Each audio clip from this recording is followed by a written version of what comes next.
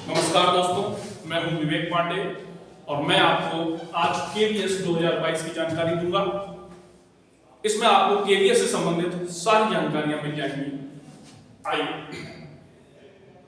देखिए, केवीएस जो है केंद्रीय विद्यालय संगठन, इसने कुल 13,404 पद निकाले हैं। इसमें कई तरीके के पद होते हैं, जिसमें शिक्षकों से जुड़े हुए पद जो हैं वो 11,771 है। मैंने अपने कार्यकाल के दौरान पहली बार इतनी बड़ी संख्या में पद देखे हैं। आवेदन 5 दिसंबर से प्रारंभ हो रहा है और इसकी अंतिम तिथि जो है वो 26 दिसंबर है। यानी हम लोग 5 दिसंबर से फॉर्म भरना स्टार्ट कर सकते हैं और 26 दिसंबर तक हम लोग इसको फॉर्म को फिनिश करेंगे। आइए देखिए, हम लोग समझते हैं इसके पैटर्न के बारे में। तो केवीएस का जो एग्जाम पैटर्न है, उसमें आपका जो एग्जाम होगा वो रिटन ऑब्जेक्टिव एग्जाम होगा। यानी कि आपको 4 विकल्प मिलेंगे हर प्रश्न के लिए और आपको उसे करना होगा। लेकिन ये सीबीटी टेस्ट होगा, यानी कि आपका जो ये टेस्ट होगा वो कंप्यूटर बेस्ड होगा। कंप्यूटर पर आपको पेपर करना होगा।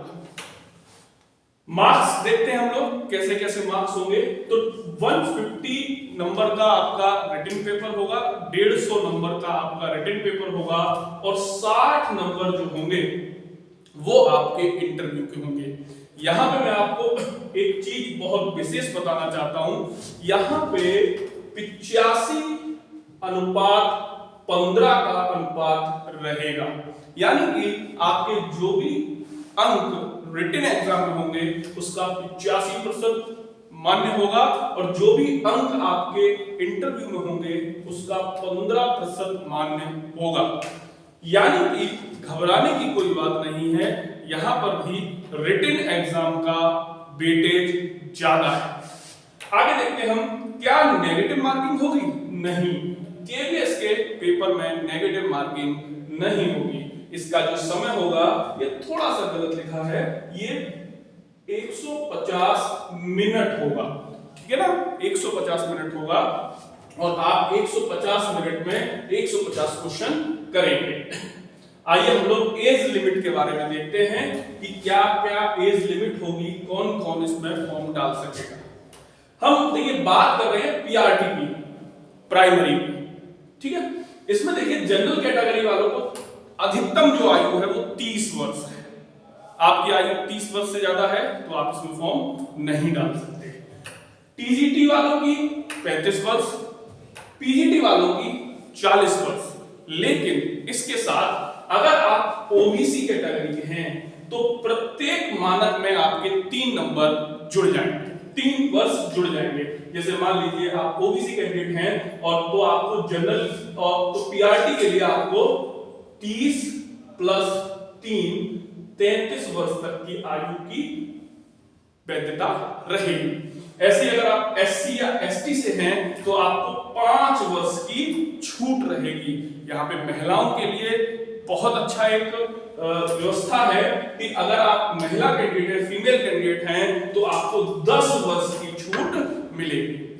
10 वर्ष किसी भी कैटेगरी में आप हैं तो आपको छूट मिलेगी। आइए आगे देखते हैं हम लोग सिलेबस के बारे में। हम देखते हैं कई बच्चों का मेरे पास फोन आ रहा है, सर सिलेबस के बारे में बता दीजिए, सर क्या इसका सिलेबस रहेगा। तो मैं आपको सिलेबस बताता हूं। पीआरटी में पेपर जो होगा वो 2 पार्ट में होगा। पहला पार्ट जो होगा वो लैंग्वेज पार्ट होगा, जिसमें इंग्लिश और हिंदी लैंग्वेज रहेगी। दोनों ही पेपर या दोनों ही के क्वेश्चंस 10-10 नंबर के रहेंगे। इसके बाद जो सेकंड पार्ट रहेगा उसमें पेडागोजी होगी 20 अंक की। ये पेडागोजी सीटेट स्टैंडर्ड की होती है। आप अगर सीटेट पास हैं तो आपको इस पेडागोजी में कोई भी प्रॉब्लम नहीं आएगी। कंप्यूटर 10 अंक का होता है, रीजनिंग भी 10 अंक की होती है। इसके साथ साथ अगर हम देखें तो जीके और करंट अफेयर्स ये टोटल मिला के 10 अंक का होगा। हमें थोड़ा सा सुपर टेट से मिलता जुलता मामला लग रहा है, यानी कि जो बच्चे सुपर टेट की अच्छे से तैयारी कर रहे होंगे उन्हें इसमें लाभ मिलेगा, या फिर यूं कहें कि जो केवीएस की अच्छे से तैयारी कर रहे होंगे उन्हें सुपर टेट वाली परीक्षा में लाभ मिलेगा। हम सब्जेक्ट पेपर की बात करते हैं तो सब्जेक्ट का पेपर पूरा 80 नंबर का आएगा, 80 अंक का आएगा, जिसमें हिंदी और इंग्लिश 20 अंक के आएंगे।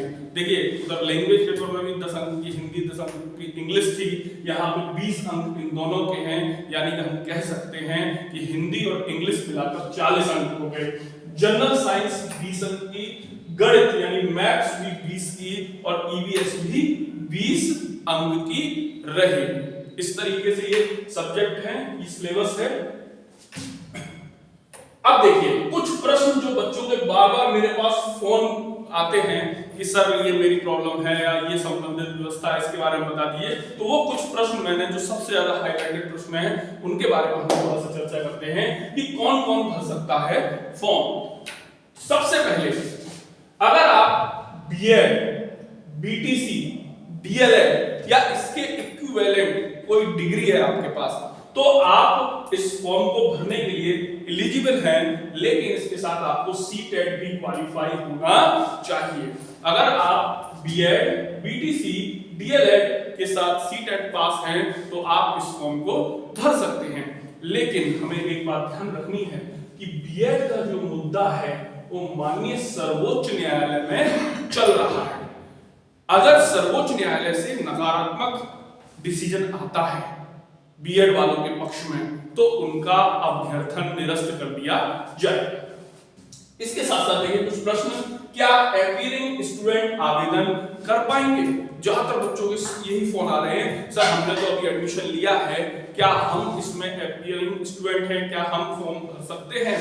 जी नहीं, अपीयरिंग स्टूडेंट फॉर्म नहीं भर पाएंगे।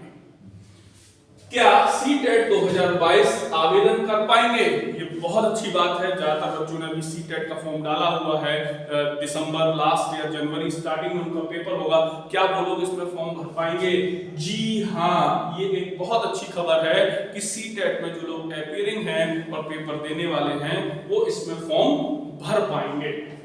सर सीटेट में कितने अंक वाले आवेदन कर सकते हैं? ये कई बच्चों का फोन आया मेरे पास कि सर हमारे 83 नंबर है, हमारे 84 नंबर है, क्या हम कर पाएंगे? तो देखिए 90 से ऊपर वाले या 90 वाले अगर जनरल कैटेगरी के हैं तो वो इसमें फॉर्म भर देंगे। लेकिन अगर आप ओबीसी या एससी कैटेगरी से हैं और आपके 82 मार्क्स या इससे ऊपर हैं तो आप भी फॉर्म भर सकते हैं, यानी कि कोई भी दिक्कत वाली बात नहीं है। आप लोग बड़ी आसानी से फॉर्म भरिए, परीक्षा दीजिए और सफल हो जाइए। ये हमने आपको केवीएस के बारे में बताया। मुझे उम्मीद है कि आपकी सारी क्वेरीज जो हैं वो पूरी हो गई होंगी। धन्यवाद।